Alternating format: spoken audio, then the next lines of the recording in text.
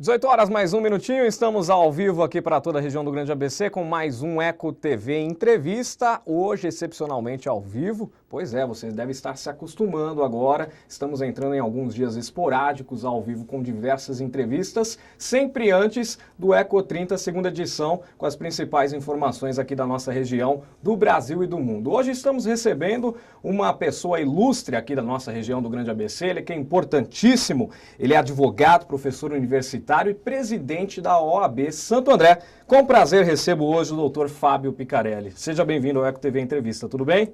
Eu que agradeço, Alexandre. É uma honra enorme vir aqui mais uma vez nessa emissora, que é um ícone aqui da nossa região, falar um pouquinho sobre a nossa entidade, sobre a atividade da OAB, enfim, as coisas que acontecem no mundo jurídico aqui do ABCDMR. Eu agradeço o convite, aliás, convite muito oportuno que ocorre quando nós inauguramos o calendário comemorativo ao mês do advogado. Né? Mês do advogado, em agosto nós comemoramos e tem diversos eventos que daqui a pouquinho o senhor vai falar sobre isso, vai divulgar essa agenda especial para o advogado, mas antes da gente falar sobre isso, queria que você comentasse um pouquinho da sua história para o telespectador conhecer um pouco mais do doutor Fábio Picarelli. Puxa vida, tudo bem, vamos lá. Eu sou advogado já há 23 anos, sou formado aqui na Faculdade de Direito de São Bernardo, nascido aqui em Santo André, sou casado, tenho dois filhos, um de 9 e outro de 7 anos, e tenho exercido a minha profissão com bastante entusiasmo, com muito orgulho, sendo advogado aqui em Santo André. E de lá para cá, desde que eu comecei a advogar, a gente acompanha a vida da OAB aqui de Santo André. Tivemos grandes presidentes que passaram aqui pela nossa entidade, Antônio Carlos Cedenho, Ademir Espadafora, Luiz Antônio Lepore, pessoas que eu tinha já como ícones na minha profissão e no trabalho também de entidade de classe. Então, uma característica, Alexandre, interessante, nós falamos aqui antes de entrar sobre um advogado que é nosso amigo comum, William Lago, e ele é um advogado típico, porque é a pessoa que não se conforma apenas em ficar só no seu escritório cuidando dos seus clientes. O advogado ele tem uma obrigação, né? É uma obrigação social.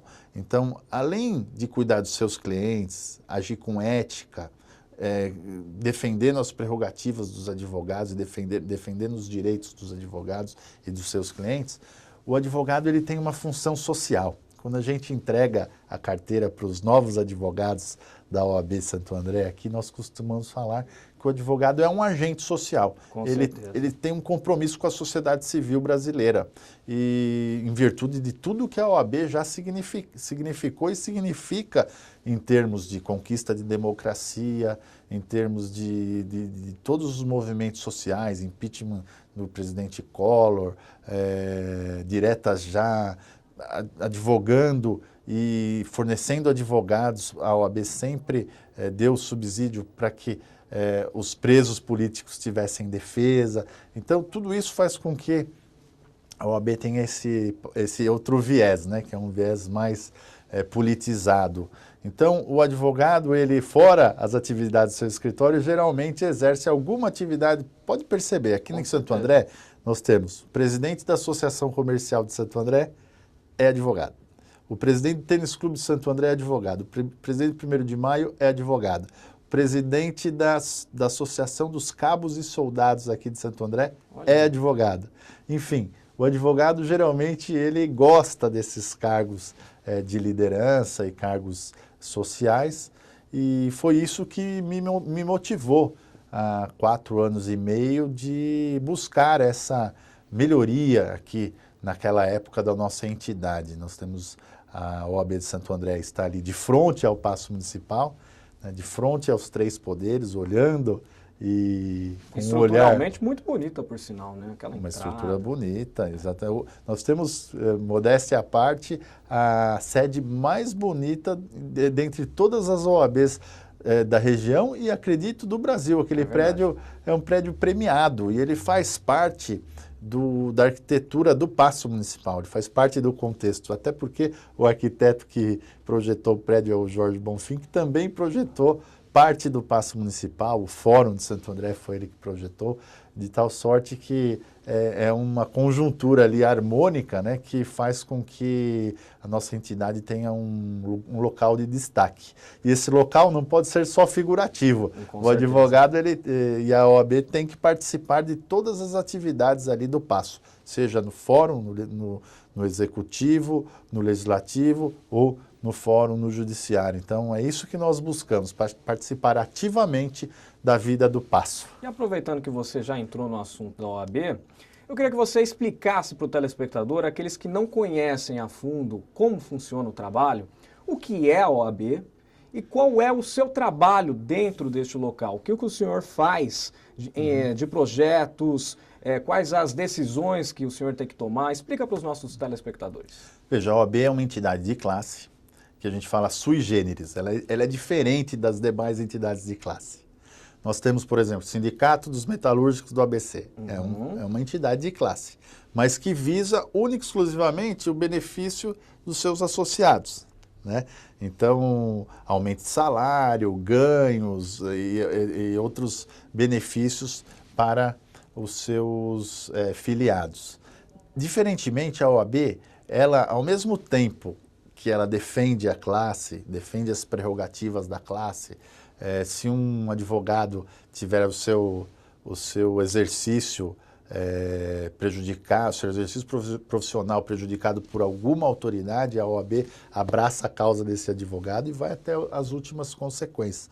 Então, afora a defesa do advogado, ao mesmo tempo que ela ajuda o advogado, dá apoio ao advogado, ela também pune o advogado, né? Então, existe uma diferença... Uma espécie de fiscalização. Substancial. Ela controla a atividade da advocacia, isso de uma forma direta, ela que concede a licença para que o advogado possa advogar, então é o famoso exame da OAB, que é super temido, super difícil, né? Hoje nós temos aqui, se não me engano, um índice de aprovação de apenas 17%, em virtude, talvez, da má qualidade aí das instituições de ensino, né? Que são menos tradicionais na nossa área, né? Isso vem melhorando aos poucos, mas existe esse déficit, essa deficiência gritante, né? As pessoas conseguem concluir a faculdade, mas sem a base mínima para conseguir advogar. Isso tem acontecido bastante e a OAB, então, veta isso. Controla isso, que é algo também diferenciado, né? Por exemplo, o CRM. O médico, ele começa a exercer sua profissão, mas ele não passa por uma avaliação da sua entidade de classe se ele está apto ou não para exercer a medicina. O que eu acho também um grande erro. Eu entendo que todas as atividades que lidam com o público, seja na área jurídica ou na área médica, ou na odontológica, deveria ser avaliado pela entidade de classe. Então, muita gente fala, não sei se você já ouviu falar, Alexandre, o pessoal fala assim, não, mas vamos extinguir o exame da OAB. Até havia um projeto tramitando na Câmara falando da extinção do exame da ordem.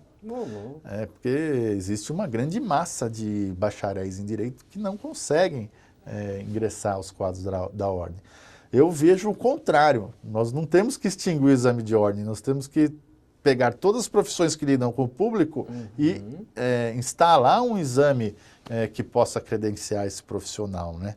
Então, as universidades, claro, tem as federais, as estaduais, mas nós temos aquelas de cunho particular, que muitas vezes visa bastante a parte do lucro e esquece um pouco do ensino, né? Então, é até uma maneira de limar os profissionais que não são tão preparados para exercer uma profissão de alta responsabilidade dessa perante a sociedade, né? E aí nós verificamos aquelas ações de erros médicos, tudo aquilo que acontece nos hospitais. Outro dia estava olhando um enfermeiro que se recusou a socorrer uma pessoa na frente do hospital, né? Algo, é lamentável. Isso é despreparo, falta de preparação no profissional, né? Dando aquela visão mais humanística, né?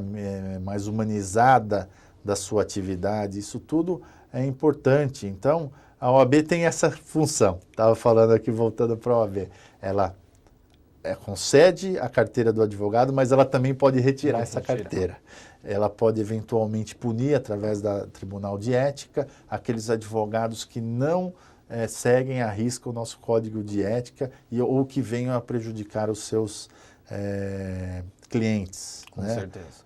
Nós temos também um outro trabalho primordial, que é o assessoramento dos advogados. Nós temos em cada fórum, aqui em Santo André existem 3 fóruns e um CDP, que é o Centro de Detenção Provisória.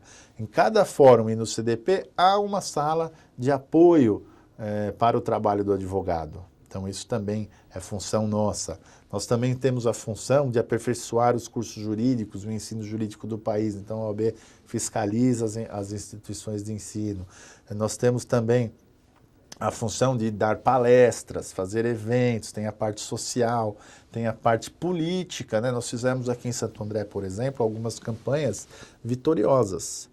Não sei se você sabe, mas Santo André hoje tem 21 vereadores. Sim. E nós fizemos uma campanha junto com a Associação Comercial e Industrial de Santo André contra o aumento de número de vereadores que era possível pela legislação, né? Isso faz 2 anos já, mais ou menos. E todas as cidades do entorno aumentaram. Por exemplo, hoje Mauá tem mais vereadores do que Santo André, muito embora a sua população seja bem menor. Então nós conseguimos fazer um movimento político contra, colocando esse assunto na sociedade, e a Câmara Municipal de Santo André absorveu isso e não aumentou o número de vereadores, que poderia ter ido para 28. Nós entendemos que seria um gasto muito maior para a sociedade andreense, né, e resultados efetivos não aconteceram na Câmara Municipal nos últimos anos e nas últimas legislaturas que justificasse esse aumento de número de funcionários, né? Porque no final não é só o vereador que ganha 15 mil reais por mês, tem 13 assessores e mais todas as despesas que advêm também dessa atividade. Portanto, essa foi também um viés, esse também foi um viés importante da atividade da OAB, já que você perguntou. Nós tivemos também o Pró Ficha Limpa Municipal. Isso é foi importante. Uma campanha para que estendesse o alcance do Ficha Limpa federal, que fala dos cargos eletivos, para todos os cargos nomeados na prefeitura. Então, extremamente importante. Muito bom esse projeto. O prefeito eleito legitimamente ser ficha limpa, mas nomear um secretariado, né, que não seja ficha limpa. Então, a legislação municipal vem a complementar também